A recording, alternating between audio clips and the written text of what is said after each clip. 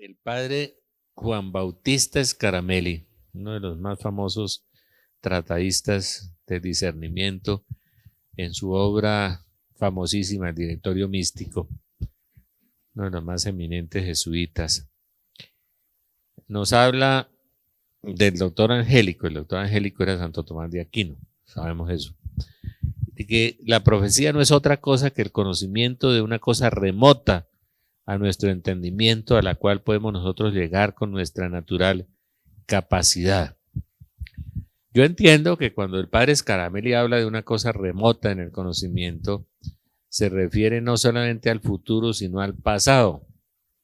A ver, ¿qué es la profecía? El conocimiento de una cosa remota que no hay posibilidad natural de saber, ¿no? Y que llega a nuestro entendimiento, llega a no podemos con nuestra capacidad natural conocer. Generalmente la gente entiende por profecía el conocimiento de cosas futuras y apocalípticas, y eso no es verdad. Eso lo dice San Juan, que el Espíritu Santo nos revelará lo que va a venir, pero esa es una de las formas proféticas, no es una sola.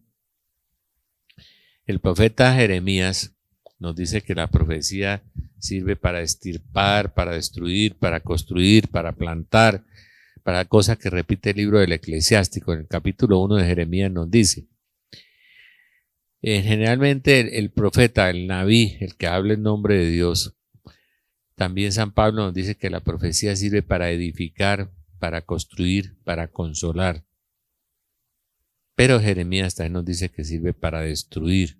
O sea que la profecía tiene más de 7 u 8 connotaciones diferentes. Pero es un conocimiento infuso, o sea, infundido por Dios a la persona. Aquel que se viste de ángel de luz, que nos dice el apóstol Pablo, generalmente produce muchas cosas parecidas, visiones, profecías, revelaciones, y por eso vivimos un momento de confusión. Nos dice la Escritura que habrá falsos cristos, falsos profetas, que si fuera posible engañarían hasta los mismos elegidos. Uno cada día oye un desaguisado o un error más grande todos los días. Por allá me contaron de una estigmatizada que había en Ecuador, que resolvió que había tenido también lo mismo que la Virgen María del Espíritu Santo, había quedado embarazada. Entonces la gente es capaz de creer estas cosas, porque como vivimos en un mundo tan trivial, tan superficial y tan fácil, creemos cualquier cosa, ¿no? Entonces el padre Scaramelli, la iglesia tiene un tesoro de teología mística, entre esos el padre Scaramelli, Juan Bautista Scaramelli. Si ustedes encuentran sus obras, por ahí me avisan en alguna parte, porque es una maravilla, que nos da elementos para discernir, como nos dio San Ignacio, como nos dio el padre Lacunza, como nos dieron tantos teólogos famosos en la iglesia durante tantos años, las reglas para distinguir los espíritus. Hay 3 clases de discernimiento: el discernimiento natural, el discernimiento teológico y el discernimiento carismático. El discernimiento natural es aquel que la persona tiene para saber algo, de acuerdo con sus talentos y su capacidad de evaluar, de ver las cosas. Un médico puede decirnos si una persona tiene un tumor y por eso tiene visiones, ¿no es cierto? Puede tener alucinaciones, puede decir un psiquiatra. Un ingeniero nos puede decir si hay un ruido aquí debajo de la casa y otro diría que el diablo nos está espantando y puede ser que se rompió una cañería o una tubería. Sí, el abogado le puede decir a usted si tiene una causal para hacer la nulidad del matrimonio, ¿no? Y usted se imagina que tiene una causal y no tiene. Entonces el discernimiento natural es el uso de los talentos para discernir algún acontecimiento. El uso de su inteligencia, de sus talentos, de su razón para ver las cosas. El discernimiento teológico es un conjunto de reglas que la iglesia ha asumido y ha adoptado, que fueron recibidas de alguna manera por la experiencia de los santos, la mayoría tomadas desde la Sagrada Escritura, que nos enseña tantas cosas buenas, Hay reglas de discernimiento que están en la palabra de Dios. Jesús dio una, por ejemplo, por sus frutos los conocerán. Jesús no dijo, por sus carismas los conocerán, no, por sus frutos. Es muy distinto un harisma, o sea, un regalo de lo alto, el don de sabiduría, el don de milagros, el don de curaciones, a un fruto, porque el fruto lleva consigo no solo la presencia de la acción de Dios, del Espíritu Santo, sino el concurso del hombre. El hombre colabora en los frutos, en los carismas no. A mí me pueden dar el don de visiones, me pueden dar el don de sanación, y eso es gratis, eso lo da solamente Dios, y yo sirvo es como de vehículo por donde Dios pasa. En cambio, en el fruto concurren los dos, el hombre y Dios. Es decir, a través del Dios me regala el fruto, pero yo hago un esfuerzo para producir frutos. Por eso Jesús dijo, el árbol que no da buenos frutos, ¿no?, es cortado y echado al fuego. Y dijo también, si alguno da frutos, mi Padre viene y lo poda para que dé más frutos. Y a veces las podas son dolorosas. O sea que el fruto, sin el concurso humano, no se produce. En cambio, el carisma se puede producir. ¿Sí? Se puede producir. Usted recibe el don de visiones y tiene visiones porque Dios quiere. Y eso no le pertenece a usted. Y ahí es donde mete la baza y mete el asunto, el demonio, el enemigo del hombre, el príncipe de este mundo, el padre de la mentira, ¿sí? Y que viene a robar, matar y destruir. Por eso hoy tantas manifestaciones falsas. Hace poco me puse a leer los mensajes de una aparición famosa donde algunos de ustedes viajan con frecuencia y encontré unos mensajes tan absurdos que no le caben a uno en la mente, ¿no es cierto? Razonablemente, y la gente sigue yendo por allá, pero bueno, porque hay milagro del sol y porque se aparece la Virgen y es absurdo lo que está pasando y lo que están diciendo. Absurdo, pero bueno, el demonio se mete en todas partes. La gente, en lugar de evaluar primero los frutos, empieza a evaluar el carisma, porque se sanó, entonces la persona deduce que el otro es santo porque oró y se sanaron. Y resulta que no es santo, puede condenarse con los carismas. Mateo 7, ¿no? Señor, hicimos milagros, profetizamos, estuvimos contigo en las plazas, no los conozco, apártense de mí, y hacían milagros y curaciones y profetizaban. Frutos. Gálatas 5, nos dice San Pablo cuáles son los frutos del Espíritu. Entonces, de esas reglas de discernimiento bíblicas, los santos fueron tomando cosas y de sus experiencias personales, ¿no? Y de revelaciones como las que tuvo San Ignacio en la cueva de Manresa, y de reglas que el Espíritu Santo colocó, ¿no? Santo Tomás de Aquino tiene muchas, San Juan de la Cruz tiene otras, San Juan Clímaco otras, Santa Teresa tiene bastantes, Santa Catalina de Siena también. La Iglesia sacó el discernimiento teológico, o sea, las normas para discernir todos los acontecimientos y las cosas. Y existe el discernimiento carismático, que es el don que el Espíritu Santo coloca en la persona para saber el origen de las cosas, si las cosas son de Dios, son del hombre, son del maligno o son una mezcla. A veces se mezclan, se entremezclan las cosas. Ejemplo, hay cosas que son completamente humanas. Voy a poner 2 ejemplos bíblicos y que la gente como lee que está en la Biblia, entonces es palabra de Dios y resulta que son cosas humanas que la Biblia describió y transcribió, ¿no? El rey David le dice al profeta Natán, es que he tenido ganas de construirle un templo a Dios grande. Y el profeta Natán, como hombre y como israelita, con ese mismo sentimiento le dijo, sí, hazlo, construyele un templo a Dios. Eso no era el deseo de Dios, era el deseo de Natán. Y Natán echa a caminar y se va hacia su casa y en el camino Dios le habla, le dice, Natán, regresa y dile a David que no quiero que me construya nada. Tal vez su heredero me va a construir, pero él que no me construya nada, no quiero. Bueno, entonces habló Natán y después habló Dios. ¿Sí? Pedro, Señor, tú eres el Cristo, el Hijo de Dios vivo.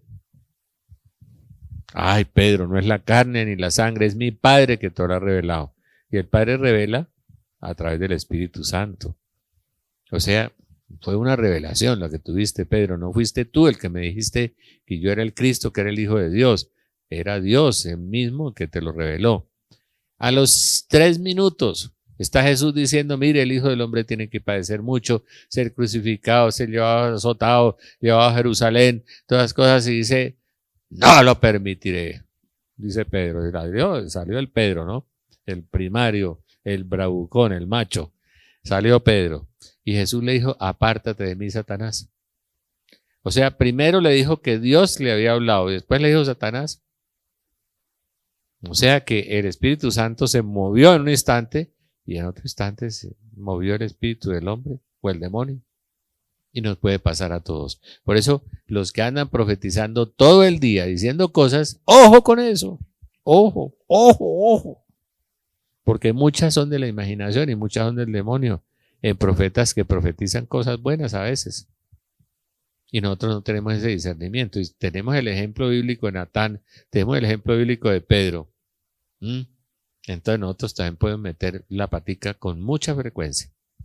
Y de hecho creo que la hemos metido muchas veces, ¿no? Nos han engañado. Entonces tenemos esos 2 ejemplos bíblicos que bien vale la pena tenerlos en cuenta, ¿no?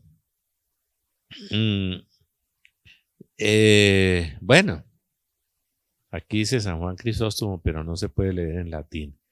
Dice, las revelaciones divinas proveniendo de Dios, que es la primera verdad, deben necesariamente verificarse.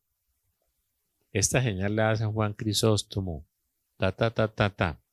Y antes lo dijo el Espíritu Santo en el Deuteronomio 18:21, ¿no? 18:21 nos trae aquí la cita del Deuteronomio. O sea, hay que examinar al profeta y examinar la profecía. Y más adelante verificar la profecía.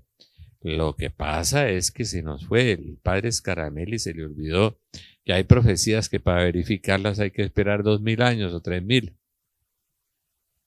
750 años para verificar la profecía del Mesías en el seno de una virgen, el profeta Isaías, y se verificó con el nacimiento del Mesías. Pero tienen que suceder, ¿no? Las profecías tienen que suceder. Profeta cumplido, profeta bueno, dicen por allá. Pero hay algunas excepciones. Uno ve Deuteronomio 13 y dice que si un vidente en sueños o un profeta le profetiza una señal o un prodigio y llega a realizarse, no lo sigan.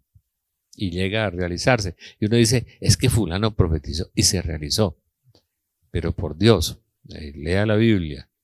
También Ezequiel dice otra cosa diferente. Dice, cuando se realiza la profecía, es que el profeta era bueno. Eso es verdad.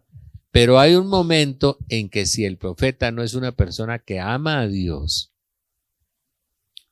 Dios nos puede probar realizando lo que profetizó.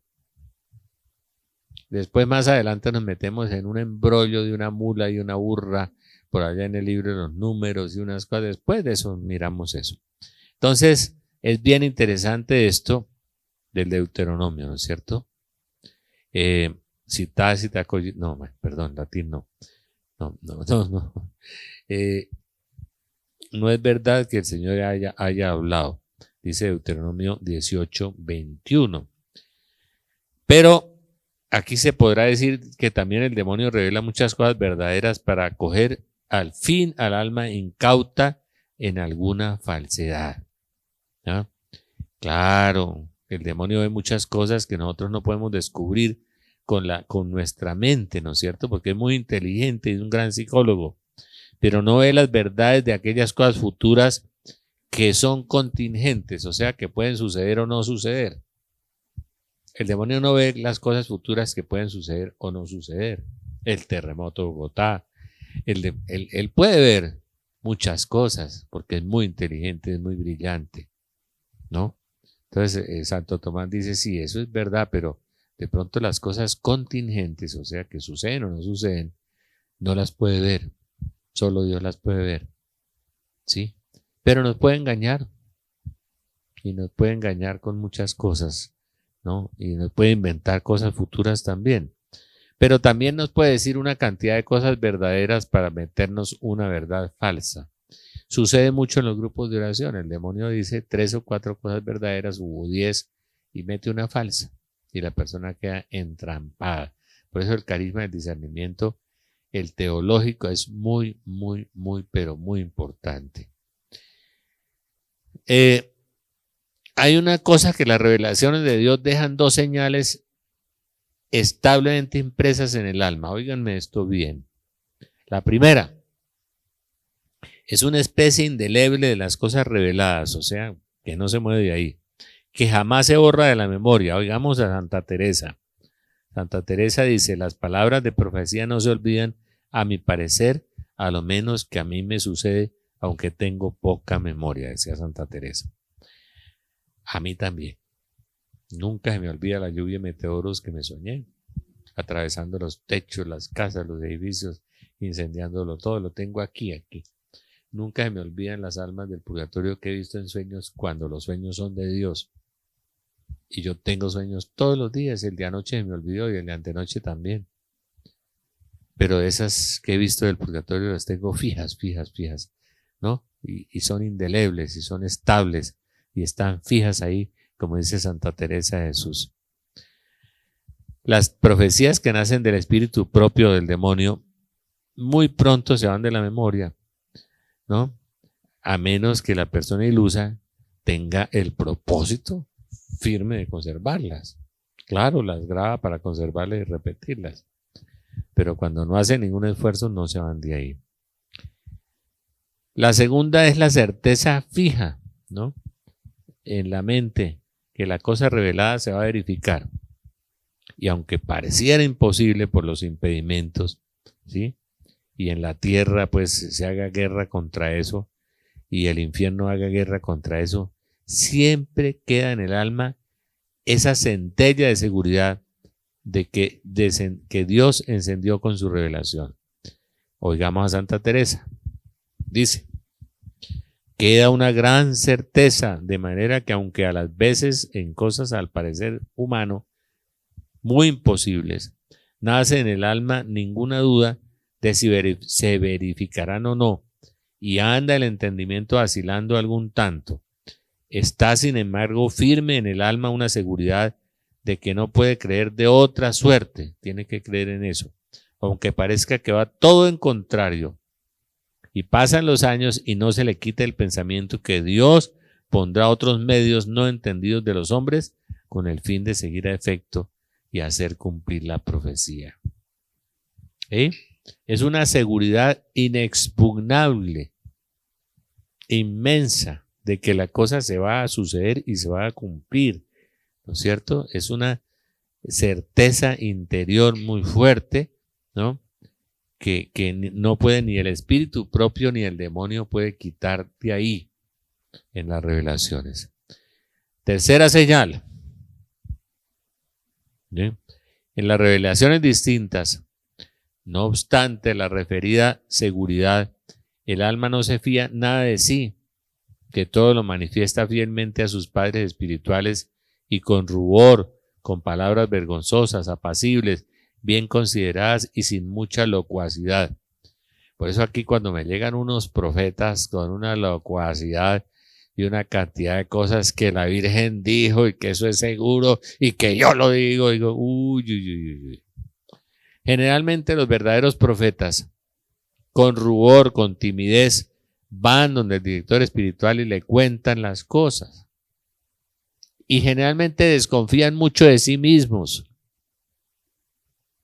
Creen que eso no es bueno y que no es de Dios y tienen miedo además. Me pasa mucho con mi amiga en Medellín. Agustín me llama muy asustado cada rato por cosas que el Señor le muestra duras y difíciles y me llama y me consulta. ¿Eso es verdad o no es verdad? ¿No? Afortunadamente yo tengo buena memoria, he leído muchas revelaciones porque el Espíritu Santo no puede luchar ni contra el magisterio de la Iglesia ni con revelaciones verdaderas, porque no se puede contradecir. Entonces él me llama y me pregunta, ¿por qué no ha leído nada de profecías y no mucho de Biblia? Digo que no puede saber tampoco. Las personas, Santa Bernardita Subirús, le da mucho miedo decir las cosas. Ana Catalina Lauré, se le aparece la Virgen sentada en una silla, el ángel de la guarda la lleva por los pasillos, la ilumina, allá en la Rue Bac, ¿no? Y esta mujer durante muchos años guardó silencio, hasta que el director espiritual le dijo, hable, no habló, ni siquiera a la superiora del convento y a sus compañeras monjas. Aquí alguno tiene una revelación y al otro día Juan Gosaín está dando la revelación por radio. Pasan por internet, pasan ya, mire que esta semana en Soracá dijo la Virgen, y salió. Escupieron todo eso para afuera. Y uno dice, Virgen Santísima, ¿no? Y la gente vive más enredada que un bulto de anzuelos. ¿Sí? Que el padre fulano dijo que los ministros de la Eucaristía no podían. Ahora nos vamos con otra reglita de discernimiento de esas, de San Ignacio. Entonces empieza como fue el padre fulano el que dijo, pues así es, o sea, la palabra de Dios no vale nada, ni la firma del Papa tampoco. O sea, eso es una cosa impresionante, la bobería en que la gente está cayendo, la tontería. Entonces ya van fundando sectas, religiones con profecías particulares. Se va volviendo una cosa estúpida, además. Hemos llegado a un tiempo tan difícil, ¿no es cierto? Entonces, la gente sin mucha locuacidad, Ana Catalina Lauré, años para que la gente se enterara de lo de la medalla milagrosa y las apariciones de la Virgen. Y hubo secretos que nunca contó. Nunca. Los guardó. San Ignacio de Loyola tuvo una revelación sobre la Trinidad, sobre el misterio de la Trinidad. Y el director espiritual, como un mes antes, no sé cuándo fue, le mandó quemar eso y lo quemó. Y nadie supo nada. Se quedó para San Ignacio y para el director espiritual. Y se murieron los dos. Entonces los curiosos dirían, ay, pero ¿por qué? Si Dios estaba hablando. No, pues, ¿por qué no? Para mostrar el Señor la calidad del secreto, de la discreción, de la prudencia. ¿Cuántas cosas sabría la Virgen María que guardaba todo en su corazón? ¿Cuántas cosas de la vida de Jesús? ¿No? Nunca las expresó, las manifestó. Pero aquí el primero que profetiza al otro día, no, pues caemos en manos de Yamid Amado, de cualquiera, pues, ¿no? Y en todos los grupos de oración eso se esparce, eso es una polvorería completa por todas partes. Revelaciones privadas, particulares. Es que el padre fulano es un santo, imagínense que se arrodilla, se pone la estola, levanta las manos y la gente se vomita, y es un santo, un santo. Y canonizan la gente, que es peor todavía. Y terminan echándoles una tonelada de incienso al cura hasta que lo acaban, pues, ¿no? Con el ego. Eso es muy peligroso. Y la Iglesia Católica tiene esa inmensa riqueza espiritual de Catalina de Siena, de Teresa, de Ignacio de Loyola, de Juan Clímaco, pero una inmensa riqueza. El padre Scaramelli, este es uno de los 4 volúmenes. Juan Bautista Scaramelli. Español. Creo que de origen italiano. Muy bien. Entonces, hay una gran obstinación en callarlo todo. A ver, al contrario, si las revelaciones provinieran de instinto humano o de engaño diabólico, destilarán en el alma infeliz, mayormente si las ilusiones suceden frecuentemente, una grande obstinación o en callarlo todo o en una una vanagloriosa de manifestarlas a los confesores. No, ahora no es a los confesores, ahora es al grupo, a todo el mundo. ¿Sí? Soltar la perla a todos. Pues el Señor me dijo, la Virgen la vi, ¿no? En donde ellos mismos, así de modo que el exceso de decirlas podrá venir en conocimiento de la vana estimación que ella tiene y de la complacencia que en el corazón alimenta de sus falsos dones. Ay, ay, ay. Ay, ay, ay, este es el pan de cada día. Complacidos en sus dones. Es muy complicado. Cuarta señal. En las verdaderas revelaciones, cuanto el alma es más pronta en abrir su espíritu a los directores, tanto es más cauta y celosa de esconderlo a los demás, especialmente los favores extraordinarios de Dios y especialmente las profecías. Dice por allá, el secreto del rey hay que guardarlo. Tobías 12:7. ¿Sí? Lleva consigo un horror grande a la manifestación de aquellas cosas que se pueden conciliar crédito de santidad. Las personas le tienen terror a que les digan santas, a que las persigan como santas, ¿no? Yo estaba muy preocupado porque a una amiga mía ahora la llaman todas las noches porque creen que es una santica. Y no es. Es un alma buena y virtuosa, pero no es. Dejen de canonizar la gente, ¿verdad? ¿No? Dejen de canonizar la gente. Una gran dificultad. Las almas santas viven ocultas. El espíritu malo comienza a prender en el alma un espíritu de vanidad. Quinta señal. La revelación de Dios en cuanto a lo interior lleva siempre consigo luz clara, paz íntima, perfecta serenidad, aunque en el principio haya alguna turbación. La segunda señal, dice Santa Teresa, es una grande quietud que queda en el alma, con recogimiento devoto y pacífico y con disposición a las alabanzas a Dios.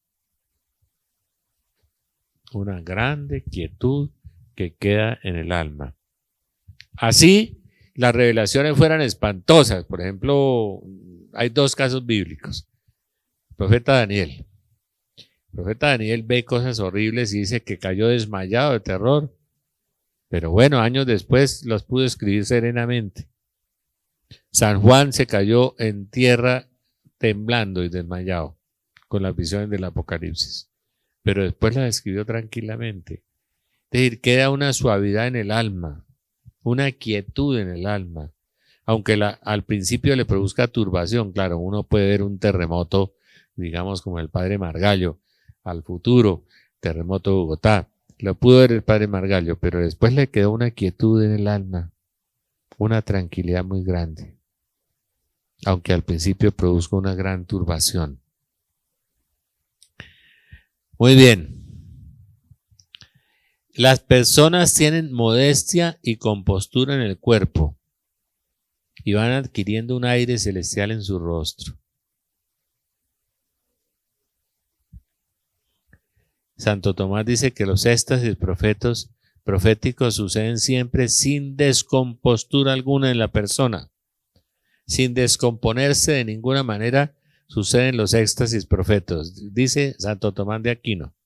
Entonces uno ve en esas apariciones que hay ahora tan raras, ¿no? Donde la gente se tuerce, se arquea, ¿no? Otros se tiran al suelo y empiezan a pasar cosas, pero súper raras, impresionantes. Entonces Santo Tomás dice en las reglas, sin descompostura en el cuerpo, nada, ni cambiecitos de voz tampoco, ¿no? Cambios de voz. Empiezan, dice que se le metió a la Virgen y empezó a cambiar de voz. Por Dios, eso no sucede.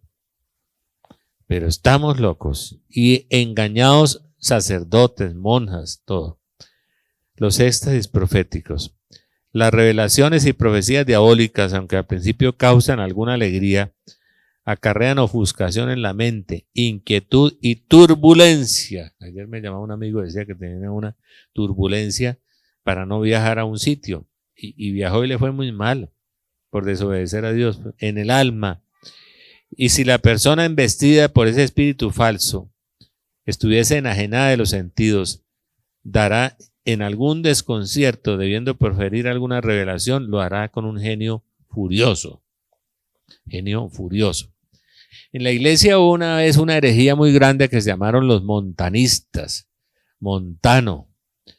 La mayoría de los montanistas tenían muchas revelaciones.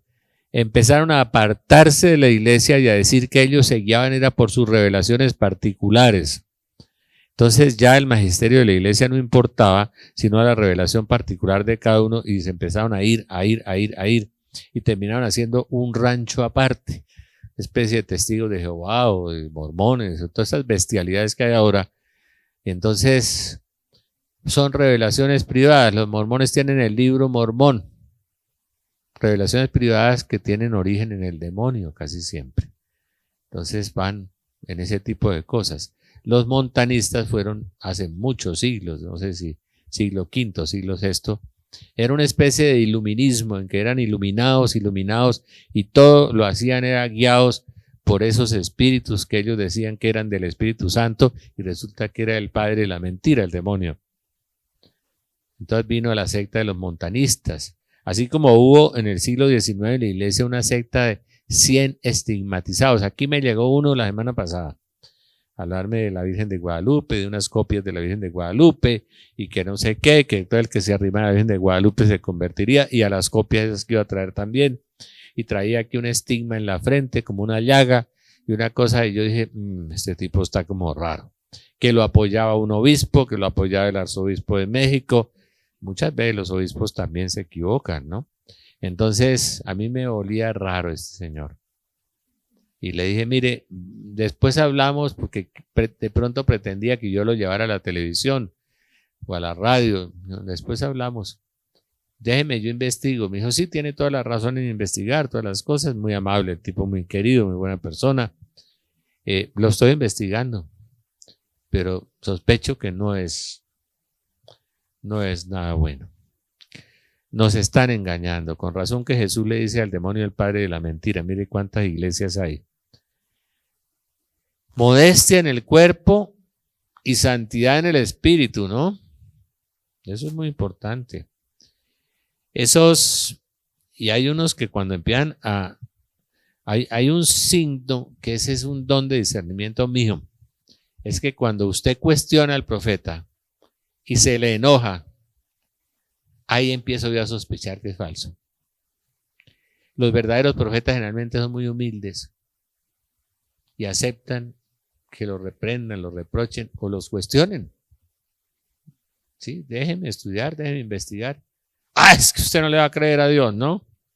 Ya dije, ¿de dónde vendrá este? Pues del espíritu del mal, ¿no? Que es tan bravo. El demonio siempre produce espíritu de contienda. Que hay una de las señales demoníacas más fuertes son las divisiones y el espíritu de contienda. Las rivalidades. Yo siempre en los 30 años donde he estado en comunidades o en grupos de oración, siempre que encuentro espíritu de rivalidad y espíritu de contienda, digo, ahí está Satanás, ahí está. Y está chuzando a estas personas. Envidias, rivalidades, contienda, divisiones, disensiones. Ahí está Satanás. Eso es fijo. Y en Colombia eso es lo más común, ¿no? Estamos inficcionados, estamos invadidos por todas partes. Entonces, cuando profetizan furiosos, eso sí que es grave, ¿no? Van a profetizar bien bravos. Y cuando usted los cuestiona que este es un falso profeta y a usted ni siquiera lo vuelven a saludar, a mí hay gente que me voltea la cara o la espalda, porque es que Rafael no creyó en fulanita y van 15,000 personas y la oyen y Rafael tan bruto, vea. Y fulanita se tuerce, se echa para atrás, cambia de voz y allá hay un montón de curas y de monjas y la gente cree que por mayoría es verdad, ¿no? Porque van 7 curas, es verdad. Los curitas también son ingenuos, ¿no? Los viejos y antiguos padres jesuitas y dominicos eran muy sabios en esto. Muy sabios. Estudiaban teología mística, ahora no. Sexta señal. Las revelaciones de Dios son siempre conformes a la doctrina de la Sagrada Escritura y de la Santa Iglesia y no se oponen jamás a ella, porque Dios no puede contradecirse a sí mismo. San Pablo no quiere que se crea ni a uno de los ángeles del cielo. Ustedes se acuerdan de Gálatas 1:8, en que San Pablo dice, si un ángel del cielo o yo mismo les anunciara un evangelio distinto, sea anatema, o sea, maldito. Si un ángel del cielo o yo mismo les anuncio algo distinto. El Espíritu Santo no está luchando contra la Sagrada Escritura ni contra el magisterio de la Iglesia. Razón tenía el Papa Juan Pablo II y nuestro Papa actual cuando sacaron el catecismo de la Iglesia Católica, dijeron que era una doctrina segura. Doctrina segura. El Espíritu Santo no lucha contra el magisterio de la Iglesia. Juan Pablo II firmó el decreto o lo que sea, la bula que firmó de los ministros de la Eucaristía, lo firmó él, y sale para ahí un curita ahora famoso a decir que eso es pecado grave, que se queman las manos, que se van para el infierno. ¡Mentiras! El curita está endemoniado porque lo están engañando. Sí, eso no puede ser así. No es posible, dicen los franceses. No es posible.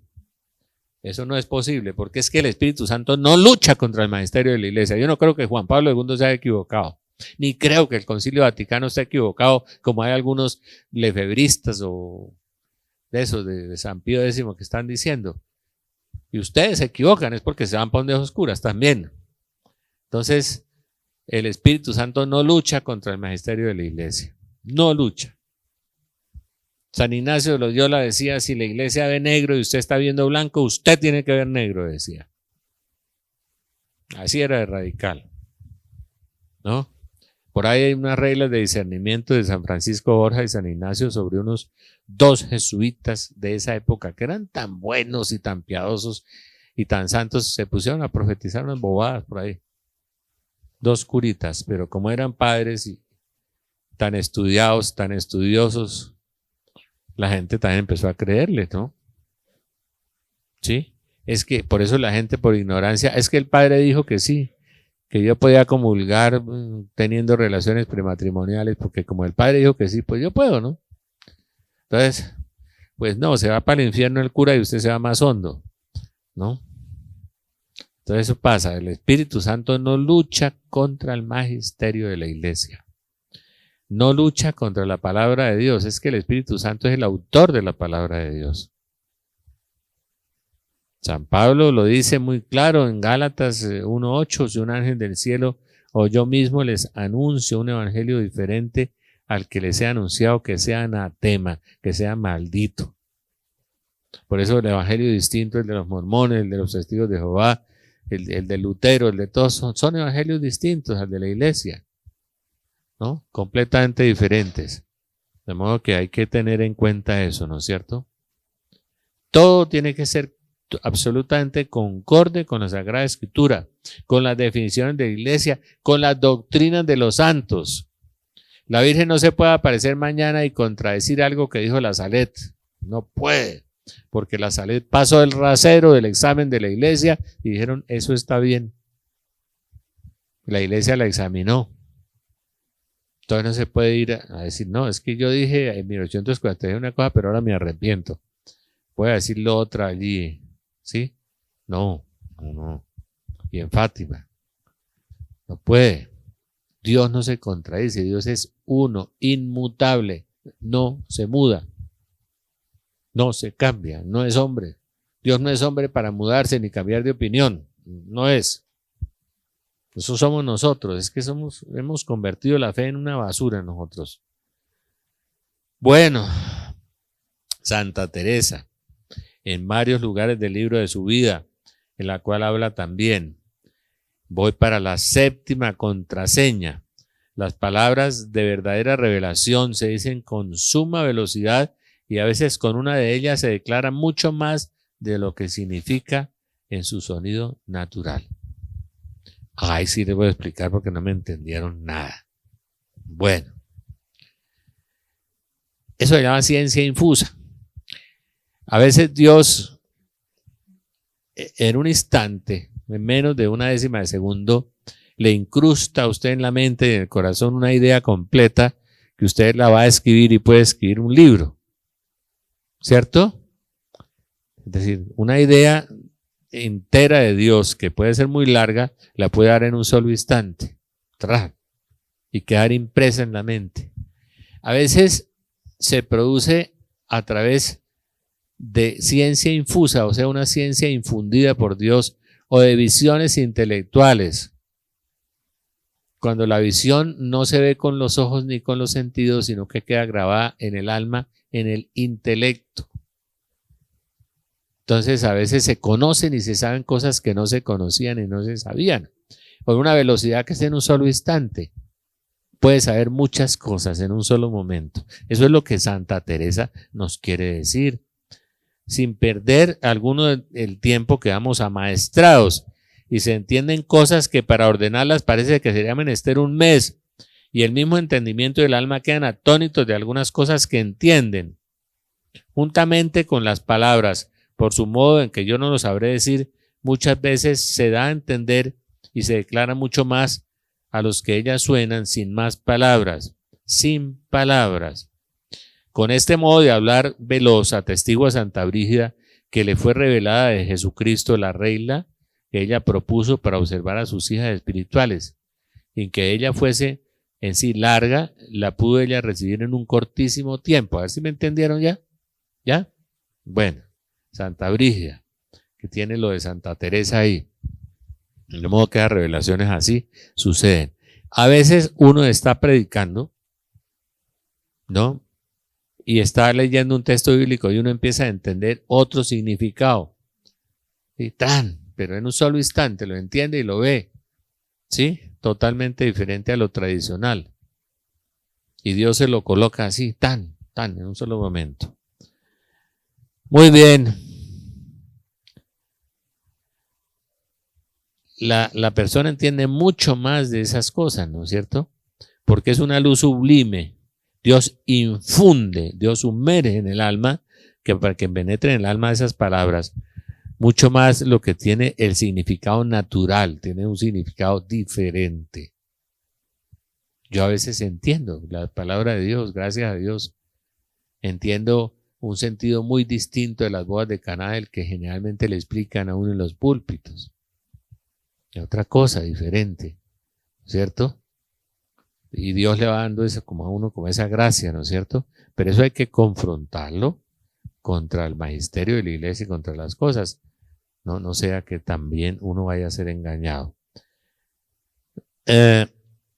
Dice Santa Teresa otra vez, del hablar que Dios usa con el alma, revela cosas escondidas. Así que no ocurre que yo me detenga pareciéndome a la maravilla y por milagro pueda haber engaño en una persona práctica si ella misma de propósito no quiere engañarse.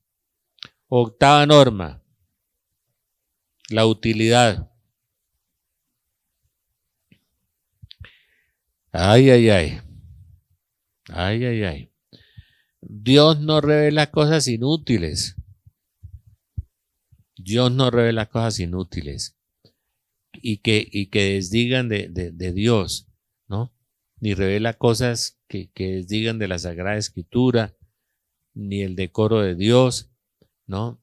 Razonamientos inútiles y cosas viles y plebeyas. Ay, cómo me encuentro yo en los grupos de oración, cosas absurdas, que la gente dice, ¿será que Dios quiere que compre un carro azul o un carro rojo? ¿Ustedes creen que Dios anda en ese cuento?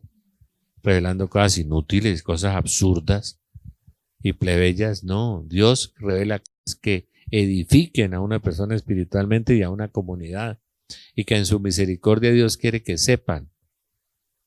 Pero cosas ni plebeyas ni inútiles. Señor, ¿me voy a casar con fulanito o con sutanita? ¿Ah? No, Dios no anda en ese cuento. Sí. En estos días me oí por ahí que fulano de tal se casó y que él debía ser sacerdote, entonces el pobre pues le va a ir como a los perros de misa. Pues no. Dios respeta la libertad del hombre. Y si él se encausó por ahí, aunque tuviera vocación de sacerdote, Dios va a respetar ese estado que tiene y seguramente se lo va a bendecir y se lo va a edificar.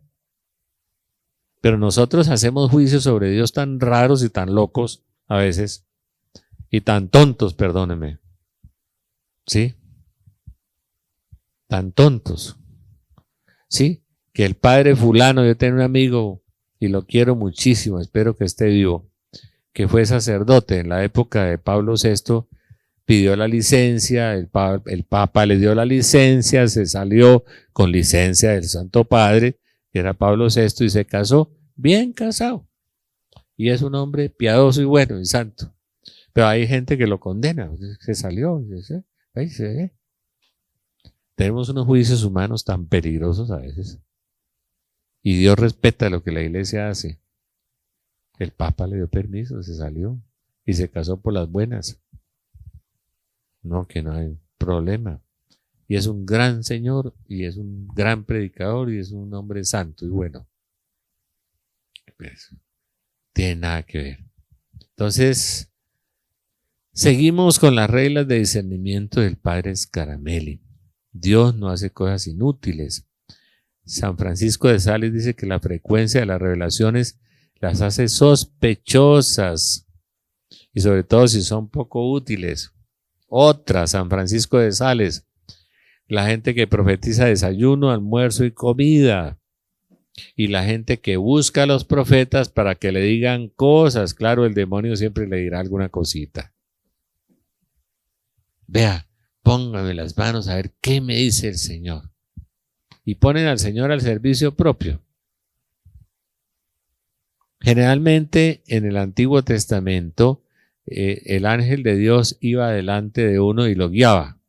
Ahora en el Nuevo Testamento nosotros llevamos al ángel amarrado de un lazo y lo vamos guiando por donde nosotros vamos.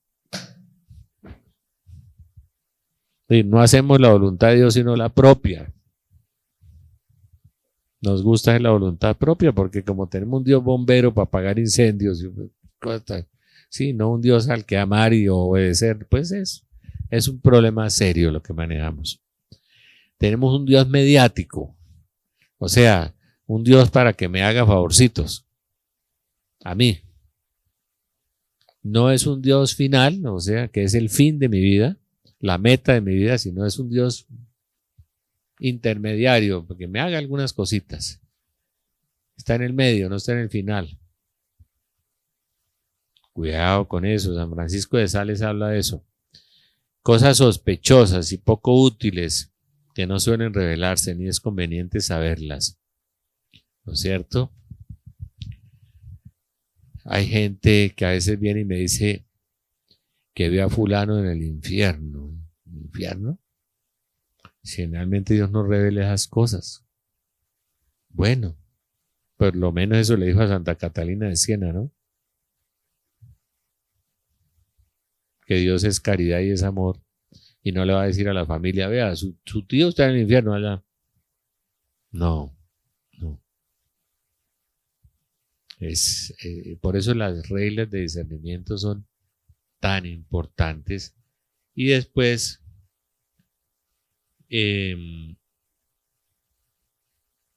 vamos a seguir con esas normas y vamos a seguir trabajando el tema del discernimiento, que es tan importante. Yo creo que este va a ser uno de los CDs y de los videos. Me lo titulan bien, como lo tituló el padre Scaramelli, ¿no es cierto? No le quitemos el título del padre Scaramelli. Discernir las revelaciones verdaderas de las falsas, se llama. Que quede clarito y grande.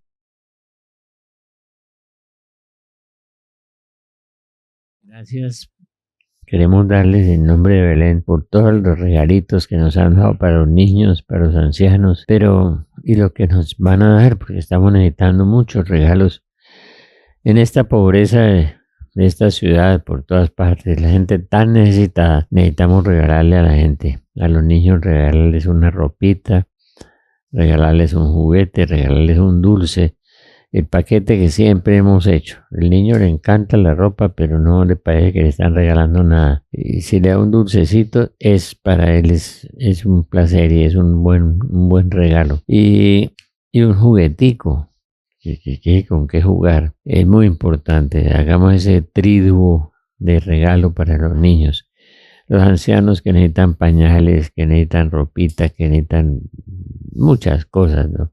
Pijamas, tantas cosas que necesitan. De modo que hagamos en esta Navidad que Dios nos da la oportunidad de servir